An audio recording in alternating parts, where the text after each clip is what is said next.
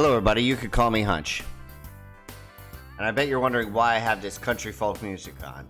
That's because yesterday I talked about China, I had Asian themed music on, and how they affected the crypto markets. Today I'm going to be talking about America and how they're affecting the crypto markets. And actually there's a lot of symmetry between the two. So let's turn off this twangy guitar music.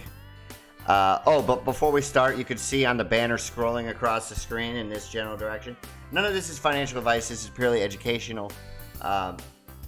These are not my opinions. These are just connections I'm trying to make. I don't think one thing is right or wrong in regards to what I'm going to be talking about. Congress sets our laws. I will follow them.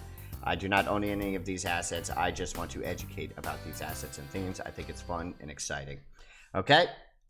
So, let's get to it. Get rid of that music. Today I made a tweet. I want everyone to pay attention to this tweet. I said, America is like Bitcoin. It will find a way.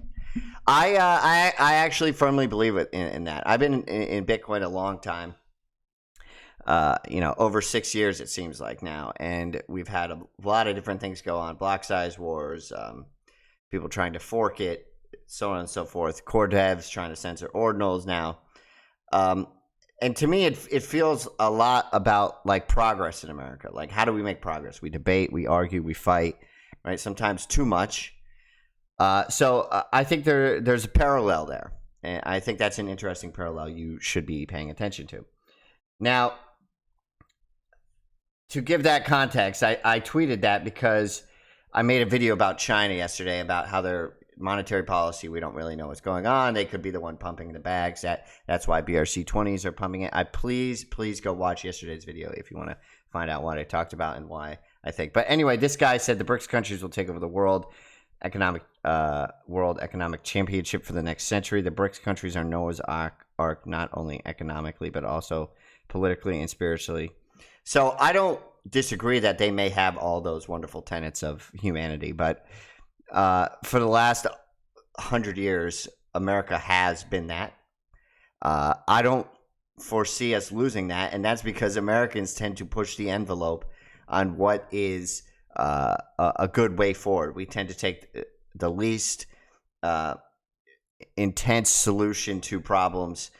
We tend to give people more freedoms than other countries. Now, that's I can't guarantee that statement, but it feels as such. So, now, why is all this important? I'm going to be talking about a theme about crypto. I've been talking about we should not be doing gaming. We can get outsized gains in these theoretical portfolios in Bitcoin DeFi and privacy coins, which have died.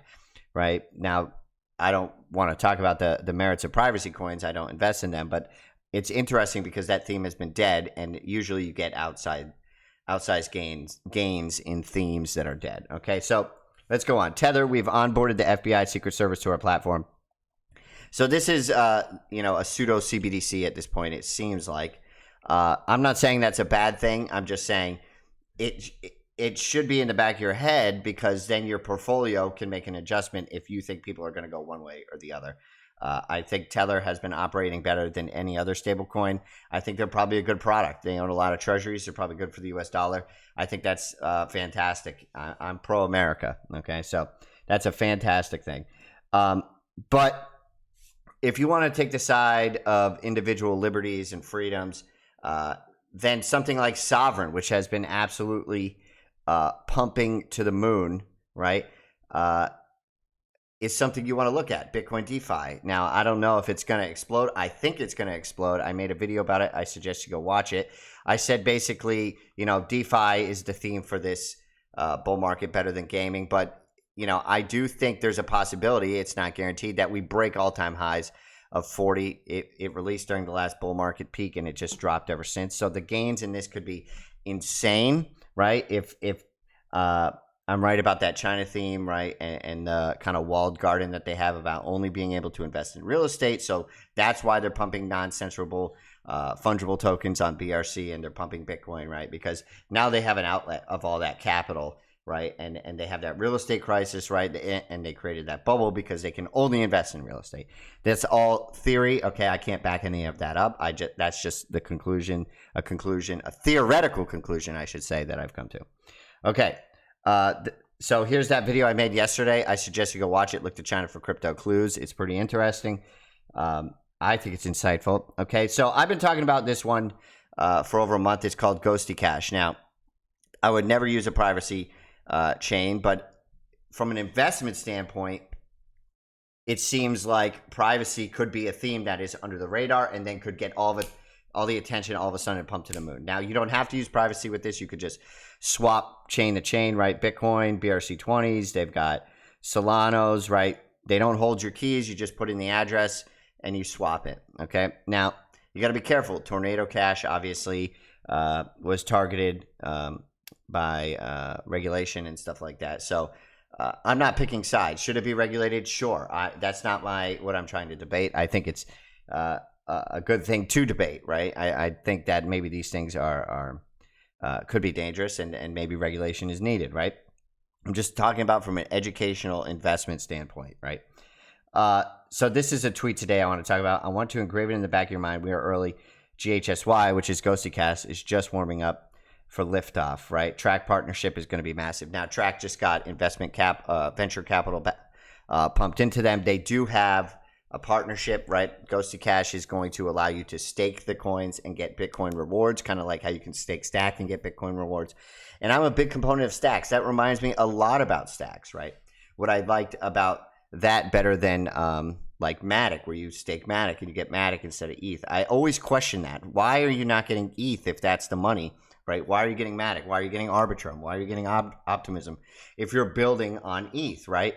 So this seems like, to me, a brilliant move, okay, from an investment standpoint, for the eco standpoint. Trac, if you don't know what Trac is, go watch. I talk about it basically every video. I've been talking about it since it was in the 20 to 30 cent region.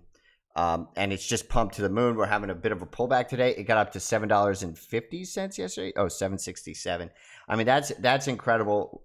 There's going to be pullbacks. You know, you have to be prepared for them. You have to stomach them, right? We could lose everything in this theoretical portfolio.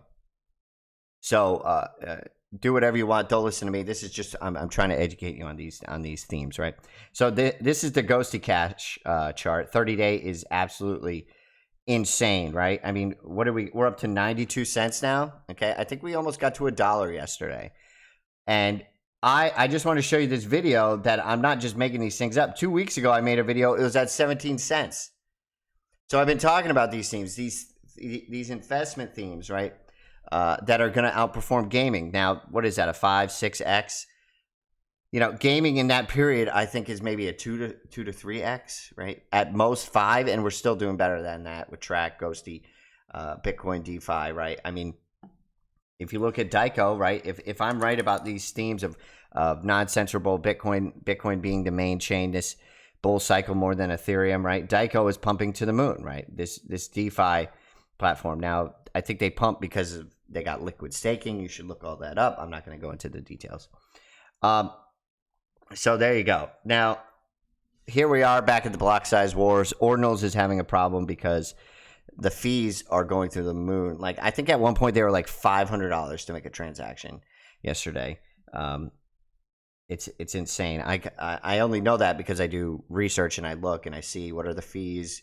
You know, what is pumping in the Ordinals ecosystem, so on and so forth. I'm trying to get information. How will people run nodes with huge block size? That's a concern, right? It's a decentralization problem. Now, is the Lightning Network going to work? I hope, but I don't know. We got to watch this carefully. You know, hopefully they come up with a solution for the fees. We had Segwit, now we have Taproot, we have Lightning.